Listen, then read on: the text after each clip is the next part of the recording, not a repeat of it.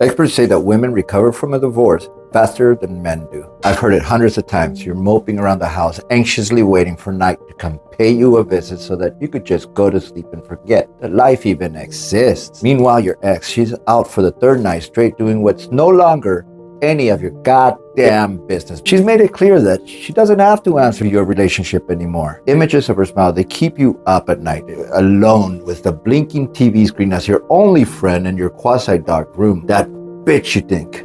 How could she forget about me so quickly? God, rescue me. All right, so why is it that women handle divorce better? I'm going to tell you, but please know that I'm telling you this because I care. You're my audience and not them, so know that this is coming from a good place because you're just not going to like what I'm about to say. And a few of you are going to think that I'm just pandering. But if you look at my other videos, I'm painfully aware that divorce favors the women. So let's get that off the table and let's get into shit that we can't control.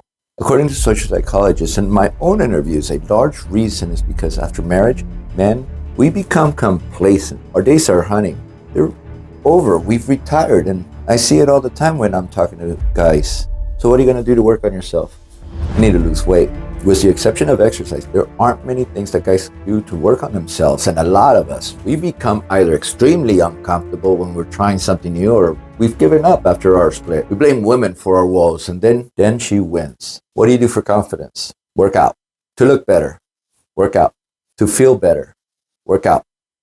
But that's the way we've been programmed, and that's the acceptable self-care thing to do. And anything else like grooming, taking a personality tests, dancing, singing lessons, or of course style is either seen as femme or selfish because we could be doing something with the family. Meanwhile, your ex, she would go get her hair and nails done and whiten her teeth and be missing for hours. But guys, we can't do that shit. Here, take a selfie, I dare you. Take a selfie in public or worse, take a few of them at the bars. Even girls would look at you with disgust. Just try it. I forgot one thing. Working out and trimming your balls, that's acceptable. Point is that just like women, we must not limit ourselves to society's standards. You're better and stronger than that.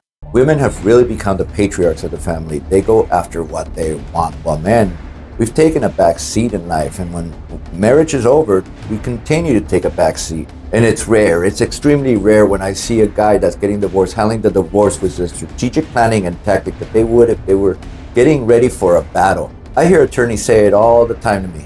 Between you and I, Renee, it's usually the women that becomes the aggressor in the divorce. They start wanting everything. Just don't tell my wife I said that. But how did men become so complacent here?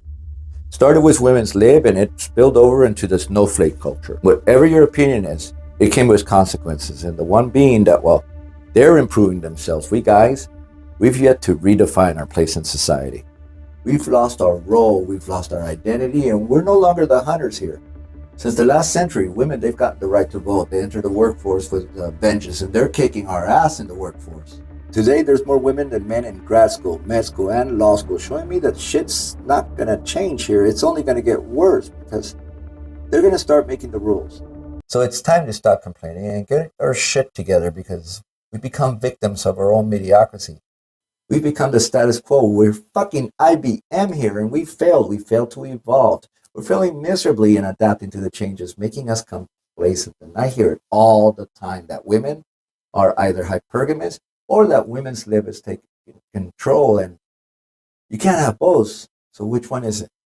Meanwhile, women, they're still doing the chores, groceries, they're buying themselves, and the kids, the majority of you, they're buying your clothes, and they still get up in time to work. But our data shows that as guys, we've improved, but not nearly as much, except for one place. As dads, we've gotten a lot better at that. So what do? We evolve, starting with ourselves. Remember this statistic. For every one man that hires a divorce coach, 3 women, 3 of them will hire a divorce coach, making them light years ahead of you in the divorce process. And guess what? The courts, they love divorce coaches. So all your attorney can say is, shit, I should have told you to get one. Many will put in my comments a warning to other guys like, don't ever get married.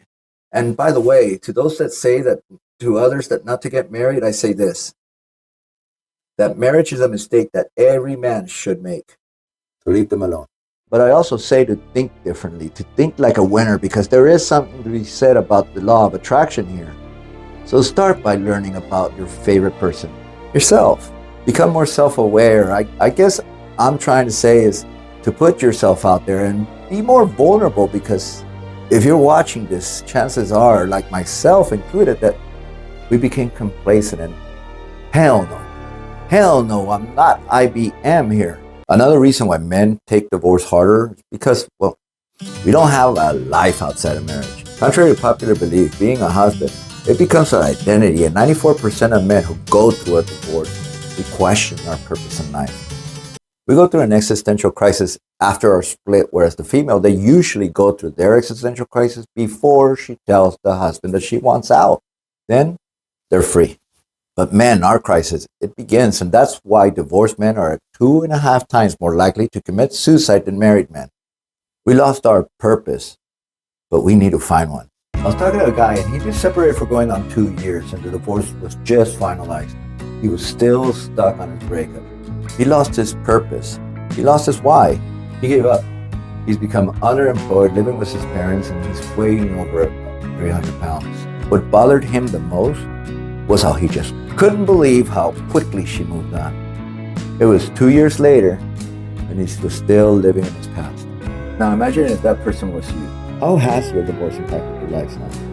2 years of grief is just way too much, especially when people could do something about it to move forward besides just giving it time. Many see that hurt that they're going through as their last form of connection they're going to have with their ex. So a lot of them, they want that last part of that dying flame to last. During our one-on-ones, I often get asked how they can do it, how they can get rid of a broken heart, but they're asking the wrong question. You don't defeat a broken heart, because that's your pain right there. What you do is you try to figure out how to have a better life. That's how you move on, and that's how you find your purpose behind your pain. So first, you got to stop the status quo. Next, start taking control of your life. Third, get a fucking life. And last, according to social psychologists, it's self-realization. And that's the process of gaining a deep understanding of yourself, being comfortable with who you are, and finding the purpose in life. It's self-awareness on steroids. It's setting barriers. It's inner peace, and unfortunately, it's that shit that your ex pulled when they decided to leave. You know, as I'm editing, how hard it is to find B-roll where the girl is doing wrong to the guy. They're overwhelmingly where the guy is doing wrong to the girl. Just sucks. But self-realization is a lifelong journey, and there's various ways to approach it. You have to find your passion, what you're good at, and learn how to use what you're good at. Ending your fear and stop second guessing who you are. You know, when I interview guys, I ask for one thing. Be you. What I mean by that is be really you, be raw. I want to see the animal. I don't want to see Mr. Polite. Okay? I want you to be raw. You have my permission to do it. Many guys will say what they think they're supposed to say, like, I have to be there for my kids, or I have to focus on myself, which are true, but they're also canned answers.